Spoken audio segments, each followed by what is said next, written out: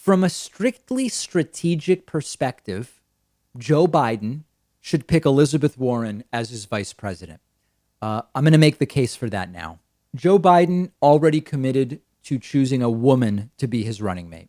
Joe Biden has been asked more and more lately to select a woman of color.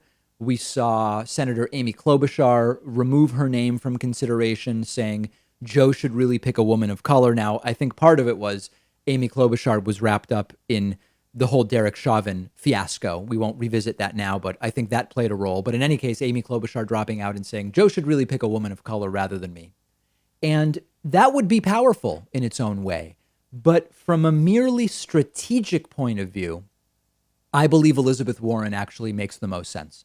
If you balance name recognition, how progressive the candidates being considered are, and the effect that the choice would have on the electorate based on polling that we have, Elizabeth Warren seems like clearly the right selection to me. Now, there's a lot of talk about Kamala Harris, a black woman, current senator from California.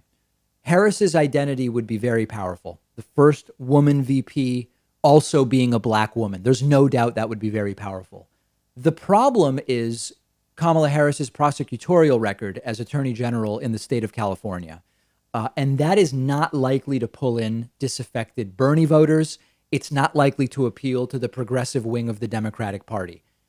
I don't believe that the disaffected Bernie voters are like this huge portion of the electorate, but this could be a very close race, particularly in some key states. And seeing a prosecutor of the failed war on drugs being Joe Biden's VP will do more damage, I believe, than the benefit of Kamala Harris's identity as a woman of color.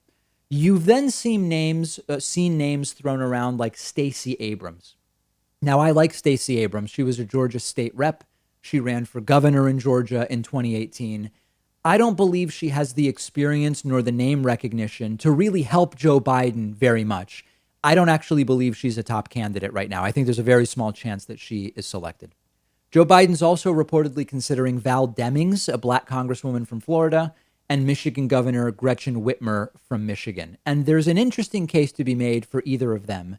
But it seems very clear to me that Elizabeth Warren, after Bernie, is the next most progressive candidate that was in the running in the Democratic primary in 2020. And she has the name recognition. And she has some important accomplishments to her name, including the Consumer Financial Protection Bureau. When you talk about structural reform and you look at Kamala Harris versus Elizabeth Warren, Warren is much closer to being the structural change candidate than Harris. There's no doubt that Bernie was the structural change candidate, no question about it. But after Bernie, it's Warren, it's not Harris. And I think that that will have an appeal that the other candidates will not. Now, to make this point a different way, Warren would mobilize the group that Biden needs. Biden has 92% support from black voters. Biden is not as strong with the most progressive piece of the electorate. That's who Warren helps the most with. And I don't think she hurts him with black voters at all. And in fact, there's a Morning Consult poll that shows that Warren would bring in more black voters than even Harris would and even than Stacey Abrams would, which are very, very interesting and results that reinforce Warren being the strongest pick. So in short, to put it very simply, Warren is the most progressive, highly known person being considered.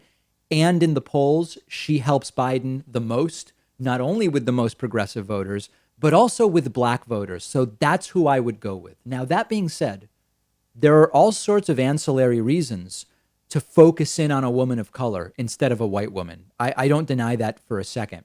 There's also a case that Warren would be a strong cabinet pick for Biden if she weren't VP, and she could be very strong as Treasury Secretary, Secretary of Commerce, other possibilities. But vice president would be powerful and it would make an impact right away. Biden is reportedly going to make his choice around August 1st, so we will see who it is. One just other argument against Elizabeth Warren that I've seen, which is not a crazy one, is the argument that Warren is more valuable in the Senate.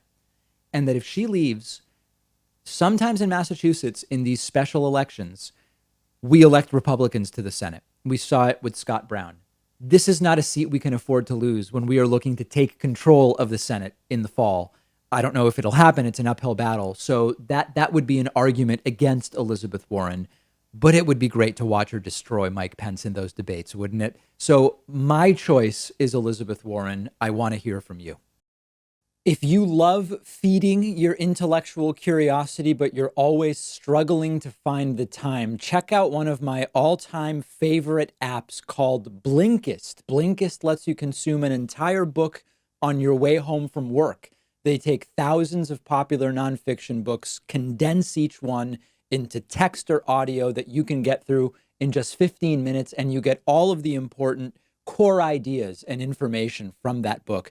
It's perfect if you don't have enough time to do all the reading you want to do, or if you just want to sample a book before you buy the entire thing. I recently read A Brief History of Time, of course, by the great Stephen Hawking. This is a book that I have been aware of for so long, and other things got in the way, and it was fantastic to check it out on Blinkist. Blinkist has books on politics, philosophy, science. They have 27 different nonfiction categories, and a subscription is only about $8 a month, and you get the entire library. But you can try it totally free and get 25% off a subscription when you go to Blinkist.com/Pakman. I've put the link right underneath this video.